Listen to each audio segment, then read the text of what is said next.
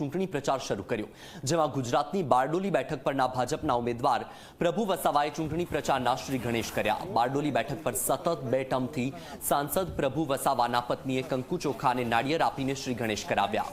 ત્યારબાદ તેમણે પોતાના ગામ સાઠવાવ જઈને સ્વર્ગસ્થ પિતા નાગરભાઈ વસાવાના સમાધિ પર ફૂલહાર અર્પણ કરીને આશીર્વાદ લીધા।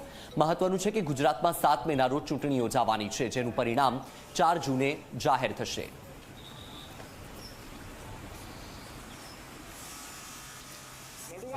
લોકસભાનું બિગલ વાગી ચૂક્યું છે અને તેના શ્રી ગણેશ કરી ચૂક્યા છે। હાલ જે બારડોલી લોકસભા બેઠક છે 23, ત્યાંના જે ભાજપના ઉમેદવાર છે પ્રભુ વસાવા, તેઓએ હાલ ચૂંટણીના પ્રચાર પ્રસાર માટે શ્રી ગણેશ કરી દીધા છે। તેમના નિવાસ સ્થાનેથી નીકળી ચૂક્યા છે। હાલ આપણી સાથે પ્રભુ વસાવા છે, તેમની સાથે વાત કરીશું। સાહેબ, જણાવો, આજથી પ્રચારના શ્રી ગણેશ કરી રહ્યા છે, કેવો પ્રચાર પ્રસાર રહેશે?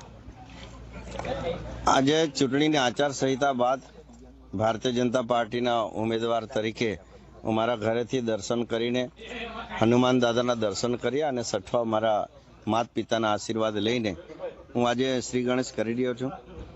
મહારાષ્ટ્રની બોર્ડરનું જે ગામ છે કુકરમુંડા તાલુકા, જે લોકસભાનું પહેલું ગામ ગણીને કે ગુજરાતનું પણ પહેલું ગામ ગણીને હું ત્યાંથી આજે શ્રી ગણેશ કરી રહ્યો છું અને આશા છે કે આ વખતે પણ દર વખતની જેમ આ વિસ્તારની પ્રજા નરેન્દ્રભાઈ મોદી સાહેબને પીએમ બનાવવા માટે અને આ વિસ્તારના પ્રતિનિધિ તરીકે જીતાડવા માટે અઢળક આશીર્વાદો આપશે।